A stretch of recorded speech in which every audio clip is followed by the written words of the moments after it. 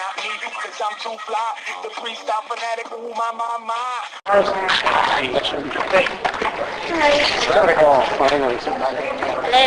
Hello, your love around. We didn't see you in France for Zodiac, but except to Iron Man. Yeah. So we know 8 Iron Man because we didn't go to that. Right.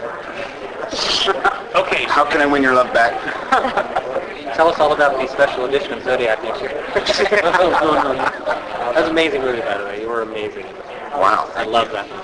Yes, they're so full. Excellent. Thank you. Yeah. So, there's a lot of Tony Stark and you in the comparisons of your lifestyle. Was there anything that you felt that you needed to bring to the role of Tony Stark that wasn't comparable to yourself? Well, I mean, I could say that we're similar. He's just, he's in better shape. He's smarter. And he's probably a lot more, like, quintessentially manly at the end of the day than I am or whatever. Now, I don't know how you play that. It's not like I, like, use a different voice or something. It's just, you know, I'm an American guy and a citizen of the world, and there's plenty of role models for that stuff, you know. I don't know. I mean, I'm a film lover, and I could watch, you know, Steve McQueen in Great Escape or Eastwood and Kelly's Heroes. I mean, any of that stuff, it comes on, you know. If The Godfather's ever on, it's pathetic. I just drop what I'm doing and I watch it until it ends and the credits roll. You know, and that's about Pacino and the subtlety and all the training that he had in that time. And I think about when that movie came out and I was standing online in New York to go see it, or you know, I came in this morning and I flew in from Hawaii and jet lagged and exhausted. I woke up just the phone rang for no good reason. Someone calling me to tell me something I didn't need to know after they said, you know, we'll let you rest or whatever. And there's Nicholson looking for Mulray in his office, but he's not there in Chinatown, and I just go. And I turn the volume up. I go, I'm up. I love it so much, but I also know that there's been so many great examples in European and American and Eastern film to keep me interested in what was it about what that actress or that actor did in that film, and what was it about the arc of that character and how they told that story that literally has me drop what I'm doing whenever I see it. What's it like coming into a role where there's such an established fan base already for this character before you come on board? Is that a challenge? Well, I mean, right from the beginning, I guess the response to me being cast was good. Yeah. But even if it hadn't been good, it would have made me try. Even, I mean, there's no even harder. You know, I'm not a incurable perfectionist, but I'm a hard worker, and I take it real seriously enough to know that at the end of the day, you have to, by the time you're shooting it, and you've exhausted every opportunity to make it watchable, that then you relax and enjoy it, you know. And there was some enjoyment doing Iron Man. There was a lot of moments of just pure bliss and understanding and feeling at one with the movie universe and the whole thing. But for the most part, we cranked and rocked and worked our asses off and tried to figure out how to not do this scene in the superhero movie ever again the way we've seen it 10 times. And, you know, like him or not, and there's been great ones and there's been crappy ones, you know, it's that 7 stories thing, you know. Oh, they shot that one. Oh, and then the turnaround at the end. Oh, but you played funny, or you just go straight real simple. And so we were always trying to put our own fingerprint on it, so that it didn't seem like you're just caught up in that technical realm, which you can smell it when you're watching a movie and you just see everybody just gave up the ghost so that, like, you know, the machinery would, like, be in frame and whatever. What do you think of the footage? Oh, sorry. What do you think of the footage you saw today? I mean, you look like, wow. Yeah. The first time you saw it? First time I saw it. It wasn't your face, man. You're like, whoa. I know. Then the lights were down, thank God. If it was like Doggy Cam or like Big Brother and you were watching me watch it, would have been pretty pathetic. I was like...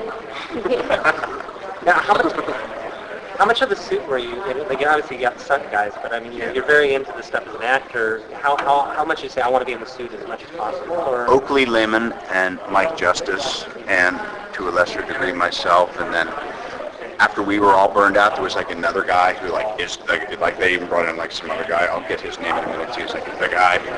We would just rotate. We had a support group. I'd be like laid out in the suit and the helmet, you know, and they take the helmet off. I'm like, oh.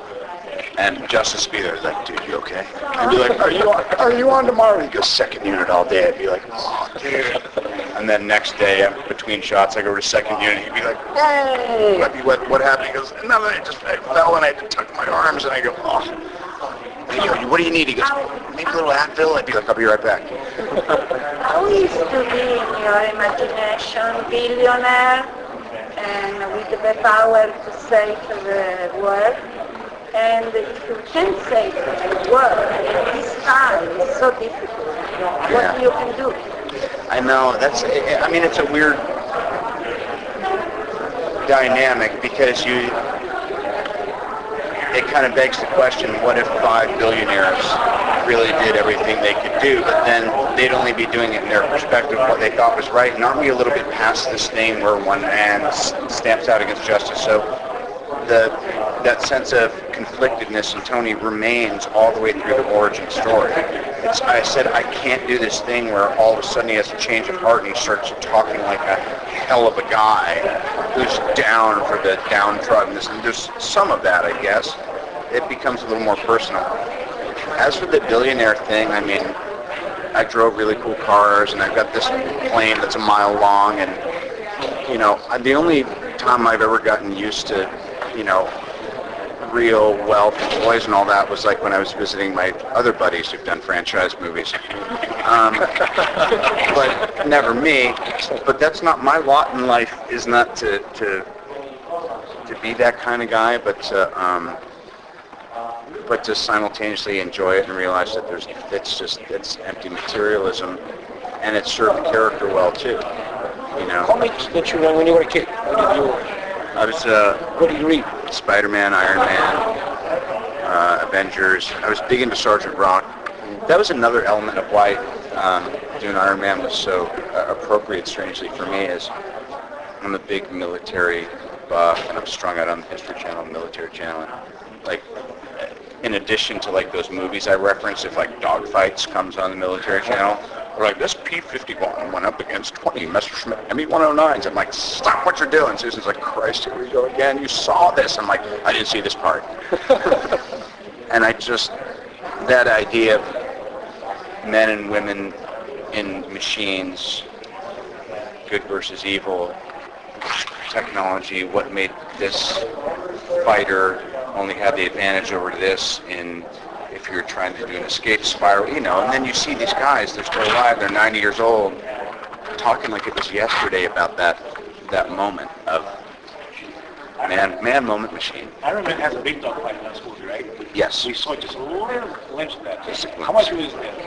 Pardon? How much of you is in there? Certain sequences, there's not much more than just a cut to me in the mask and green screen. But it's primarily a practically shot movie. And there's so many times when they'd say, well, we're going to have to CGI that. Would be like, wait, hold on. And be like, this thing, and backwards, and And I think a lot of it also, what was really interesting to John and I was, you could just go to where he's in the suit and he escapes, and that's kind of what you'd expect. But every aspect of flight and the technology and the weapons system on the later developments of the suits, it's not like he's out there on a test site. He's basically gone underground. So the only test pilot he has, and again, it was a little bit of a Howard Hughes nod, is the only test pilot he has is himself. And some of it is terrifying and some of it's hilarious, but it's hard not to applaud the guy's that inability to not keep tinkering with something even if it's going to kill him. So you might have a test suit or something like that. Oh, sure. You have the crunky big thing, and you have the shiny right off the... What's in between? What we call Mark II. which is essentially just a slightly less cool and unpainted Mark III. That's all we have time for. If you want the next one. Thank you. Thanks. Thank you. All right. Thanks. Thank you.